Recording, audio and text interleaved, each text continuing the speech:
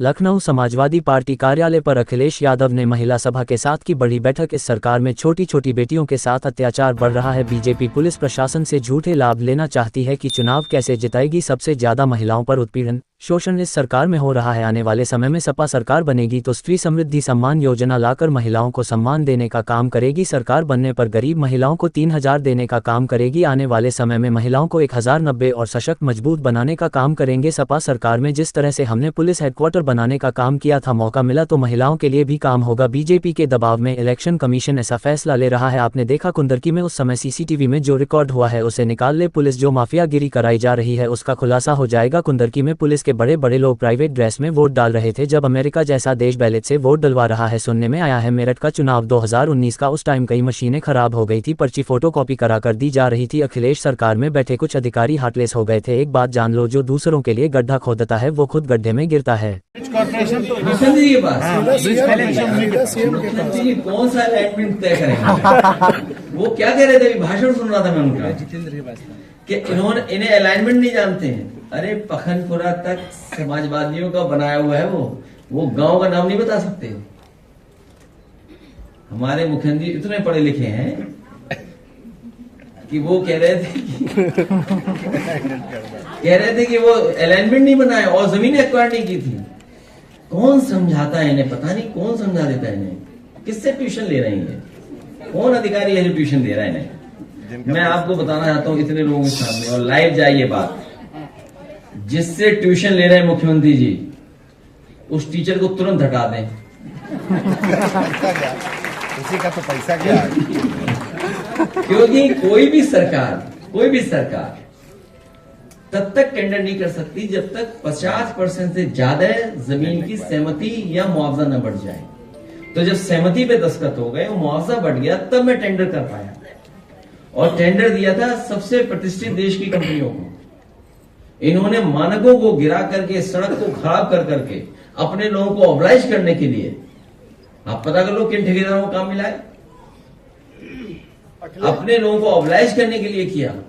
हम तो उस दिन का इंतजार कर रहे हैं जब हमारे मुख्यमंत्री जी सलीमपुर में भाषण देकर के आए, देवरिया में, कि नई रोड बन रही है शामली से लेकर के सिलचर तक एक्सप्रेस वे। हम इंतजार करेंगे कि हमारे मुख्यमंत्री जी उस एक्सप्रेस वे का कब शिलान्यास करेंगे, क्योंकि हमारे मुख्यमंत्री तो प्रधानमंत्री से आगे हैं। क्योंकि उत्तर प्रदेश में तो मुख्यमंत्री बना सकते हैं, अन्य प्रदेश में हमारे योगी मुख्यमंत्री कैसे बना सकते हैं? बताओ, कोई उत्तर प्रदेश का मुख्यमंत्री बिहार में सड़क बना सकता है क्या? कोई उत्तर प्रदेश का मुख्यमंत्री आपके बंगाल में कैसे बना लेगा सड़क? हाँ सर, थोड़ी बारिश पहले तो इस लखनऊ की तहजीब है, पहले आप। और इस बार जो तहजीब देखी, पहले मैं वाली, पीएम वाली मन। तो कौन पहले बनेगा पीएम? सर, थोड़ी सी बारिश ने पहले मैं। चाणक्य मित्र कह रहे हैं वो वाली चल रही है तहजीब उनकी है, उसी का झगड़ा सब है। थोड़ी बारिश ने पूरे घरों में पानी चला गया। बलिया में पुलिस कस्टडी में डॉक्टर वेंकटेश मौर्य की मौत हो गई है। परिवार का आरोप है कि अभी एक दिन पहले की बात है, उसमें ये परिवार का आरोप है कि भ्रष्टाचार का आरोप लगाकर इनको उठा लिया गया और साजिशन इनको मार दिया गया है। हर इंस्टीट्यूशन में, चाहे वो पुलिस विभाग हो, और बनारस में सुनने में आया है गरीबों को इलाज नहीं मिल पा रहा बीएचयू में, वहां डॉक्टर एफआईआर खेल रहे हैं। एक डॉक्टर दूसरे पे एफआईआर, दूसरा डॉक्टर दूसरे पे एफआईआर चला रहा है। आप पता करवाइए। सब इंस्टीट्यूशन इन्होंने बर्बाद कर दिए हैं। इंस्टीट्यूशन से हमें न्याय दिलाने के लिए, इंस्टीट्यूशन हमारी हैं जहां पर हमें सुविधा मिल जाए, चाहे वो पुलिस विभाग हो, चाहे स्वास्थ्य विभाग हो, ये इंस्टीट्यूशंस को बर्बाद कर दिए हैं। किसी गरीब को न्याय नहीं मिल सकता है, चाहे वो थाना हो, चाहे तहसील हो। इन इंस्टीट्यूशंस को करप्ट बना दिया। और जैसा मैंने कहा कि 2500 लोगों ने खेलम खेला करते रहे पूरे उत्तर प्रदेश का 9 साल से। अन्य प्रदेशों ने देख करके उस तरह की योजना बनाने का काम किया। 1090, कुछ दिन पहले इसकी योजना के बहुत सारे लोग तारीफ करते थे।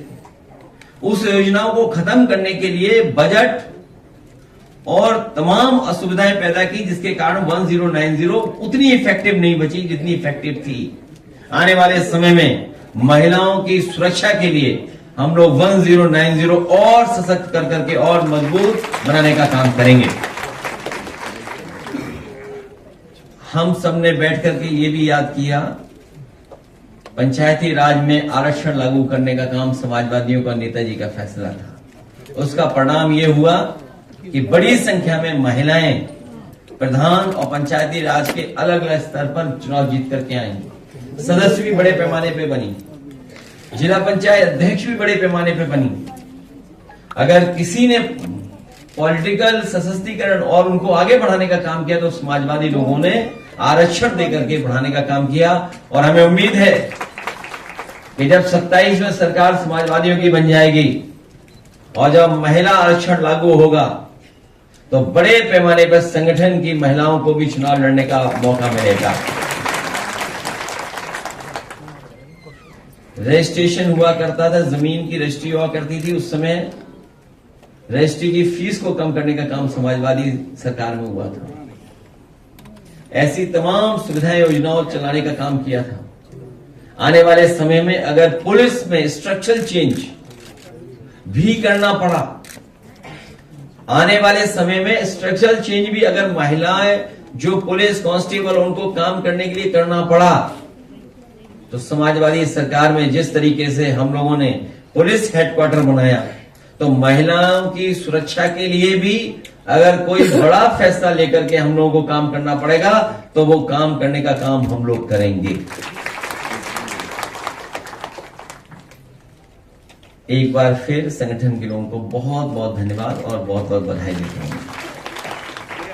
ये जो चुनाव आयोग ने जो है एक अपना नियम बदला है, उसने क्या किया है कि 45 दिन में सारी फोटो और वीडियोग्राफी डिलीट कर देंगे, जबकि वो 1 साल तक रखी रहती है। तो ये कहीं ऐसा तो नहीं कि इनकी कोई बहुत बड़ी चाल हो रही है? इसका विरोध और इसके पक्ष में, अपने विचारों के पक्ष में और सुझाव के पक्ष में हम ये बात रखेंगे। अगर डेटा ही स्टोर कहां करना, ये सवाल है। पूरे देश में हर घर हर दुकान में सीसीटीवी लगी हुई है, हर घर में स्टोर हो रहा है डेटा। और ये सरकार तो दावा करती है, अपने उत्तर प्रदेश की सरकार के सबसे बड़े डेटा सेंटर बन रहे हैं, और इधर देश में भी कुछ योजनाएं स्टेट गवर्नमेंट ऐसी ला रही जिससे कि विशेष पैकेज दिया जा रहा है डेटा सेंटर वालों को। तो जब इतने बड़े बड़े डेटा सेंटर बन रहे हैं, ना कितने बड़े पैमाने पर डेटा स्टोर होगा। जो सबसे महत्वपूर्ण चीज है कि इलेक्शन का डेटा सुरक्षित रहे, स्टोर्ड रहे। अगर कभी कोई शिकायत हो, उस शिकायत पर कुछ कार्रवाई कर सकें। मुझे तो ऐसा महसूस हो रहा है कि भारतीय जनता पार्टी के दबाव में इलेक्शन कमीशन ऐसा फैसला ले रहा है, क्योंकि उत्तर प्रदेश में हमने देखा था, इनकी पुलिस कुछ वर्दी में, कुछ प्राइवेट ड्रेस में वोटर्स को धमका रहे थे। अगर वोटर निकल करके आ रहा था तो पहले तो प्राइवेट ड्रेस वाले रोकते थे, और अगर वो रोकने में कामयाब नहीं होते थे तो वर्दी वाले रोक लेते थे।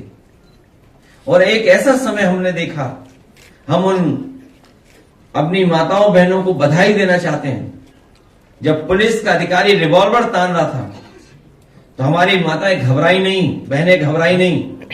उन्होंने कहा कि कुछ भी करेंगे, हम वोट डाल करके आएंगे। ऐसी बहादुर महिलाओं को आज महिला सभा के इस कार्यक्रम में मैं कहना चाहता हूं, भविष्य में उनका सम्मान करने का काम हम लोग करेंगे।